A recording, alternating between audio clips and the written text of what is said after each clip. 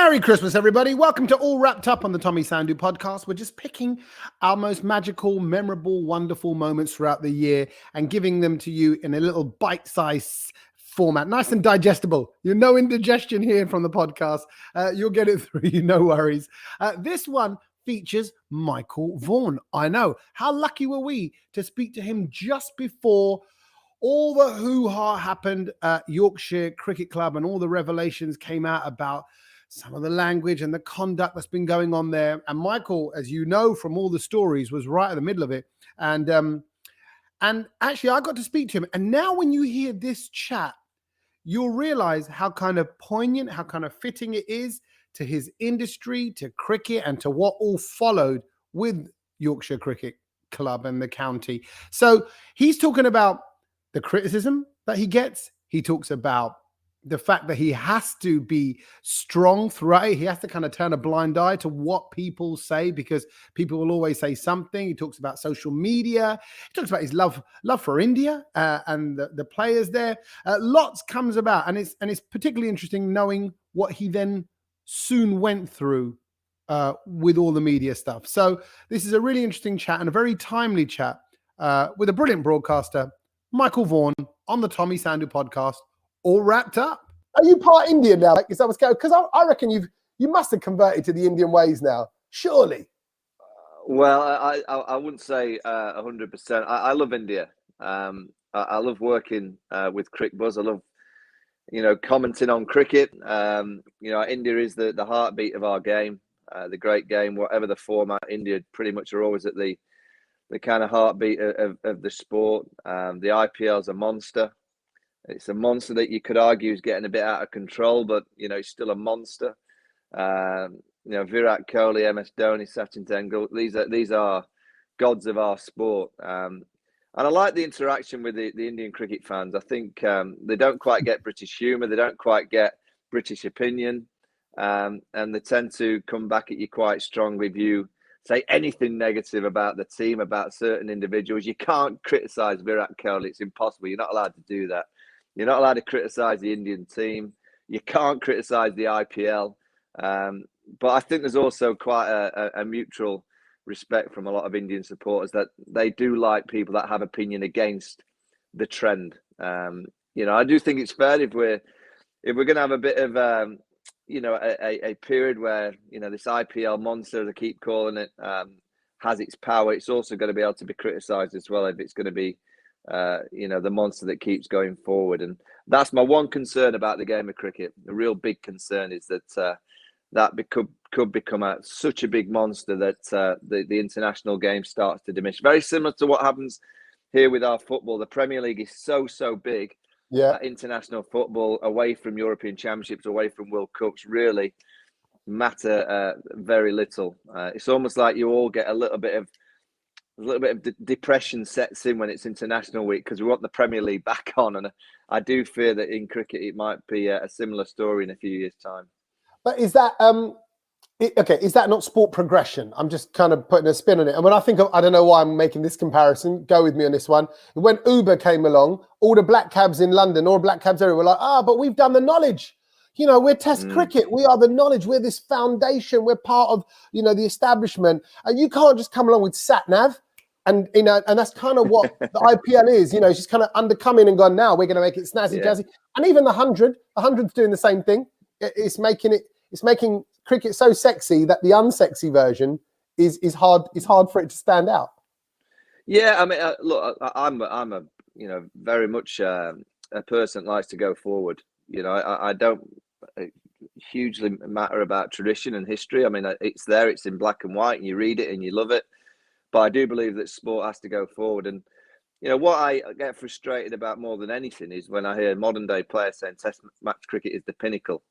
And yet we pretty much clearly know that it's not for a lot of them, but they just say it because they want everyone to hear them saying it. If it is in 10 years' time that Test match cricket is not the pinnacle, you know what? We'll move forward. It's not a problem with me. But as we stand, I still believe Test match cricket is the format that does need protecting. It is the hardest format. It is the one that gets you your status. It is the one that gives you so much worth, and reward. T20 cricket has been spectacular for the game, and it's a great format. I love it.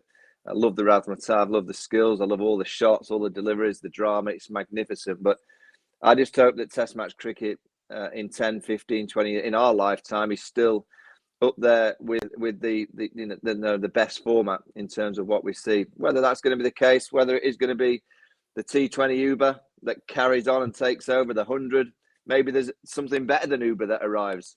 Yeah, maybe that is the 100. Maybe it is T10. We'll have to wait and see. But I don't think I'm a traditionalist as much to say that I do hope that Test match cricket in our lifetime is still right at the top of the tree. TV presenters who stop doing a show and then they're at home. You see them, boxers, you see them ballooning weight. You see them not knowing what to do themselves. It's hard, and that kind of management process. But then, like I said, that's where the basic values come in, doesn't it, Michael? That's when it comes back to having your friends, having your family, having hobbies, doing other sport, other things, layering yourself up. But then on the flip side, you're told, hey, if you want to make it as a cricketer, it's got to be cricket, and nothing else matters. So it's a hard balance to strike. Yeah, and I'm seeing more and more of the modern player, being able to get into the media earlier, while they're still playing. Stuart Broad's done some good media work in the last couple of years. Jimmy Anderson's coming through, Alistair Cook. So I can see I didn't do anything until I finished. Yeah. So I didn't want to. I didn't want to be mixing with the media when I was still a player. Whereas now it seems to be a better surroundings for players to do that. Look, life's great, but life can be hard. Whatever you're doing, it can be hard, and you've just got to accept that and not get too low on the days that it is quite tough, and accept that there'll be tough days, tough moments. Whether you're a dad, whether you're working in whatever industry, it's not easy, is it? But no. don't get down on yourself when you're having a tough day or so and throw the towel in. That's just, for me, throwing the towel is not acceptable. That's not life. You got to keep fighting, keep going, and those that are willing to do that and work hard, I think that's a word that and kind of a conversation that, again, I'll always have with players is work hard. They'll see me doing stuff in the media and say, oh, you're very opinionated, and that's, you do it for headlines. I said, no, I don't do that for headlines. Whatever I say, I believe.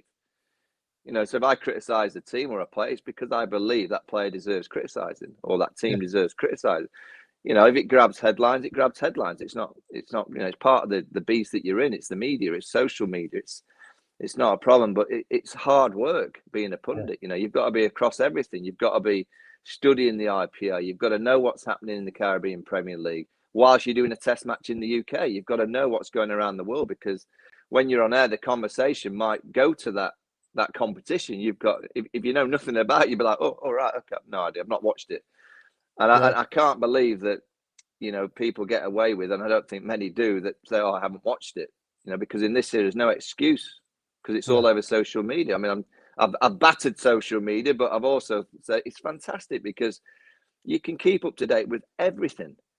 Every flying catch, every power hit, every unbelievable over in the IPL or it just comes up on social media, so you watch it. So at least it's in your head. So if the conversation goes to that, you can have half an idea what you know about. So look, it's life, innit? You've got to realize that it's great fun at times, it's tough at times. It's like an innings, isn't it? It's like a batting innings. You get 100, it's never easy. No. You have moments where it's tough and you go through them, and then suddenly you go boom, boom, boom, 4 for 4, and that's exactly like life. I heard, genuinely, this is just as a fact, I heard that if you hit subscribe to this podcast now, if you have subscribed on Apple or on Spotify or on JioSaavn or wherever you are listening right now, if you are subscribing and getting that on a regular, which means you get the little notification when the new episode comes out, fact, this is a fact, don't tell no one else's. If you hit subscribe, you can eat as many jalebis as you want and you will never put on weight. I know. I don't understand the logic. It makes no sense to me. I mean, how's a podcast relate to the DNA way in which your body breaks down jalebi sugar stuff running through your... I don't understand, but what I do know, it's a little cheat to life. So if you like jalebis, then you should hit subscribe to this podcast. Oh, and follow us on social media too. We're on Instagram, Facebook, and Twitter. Follow us, eat jalebis, be happy.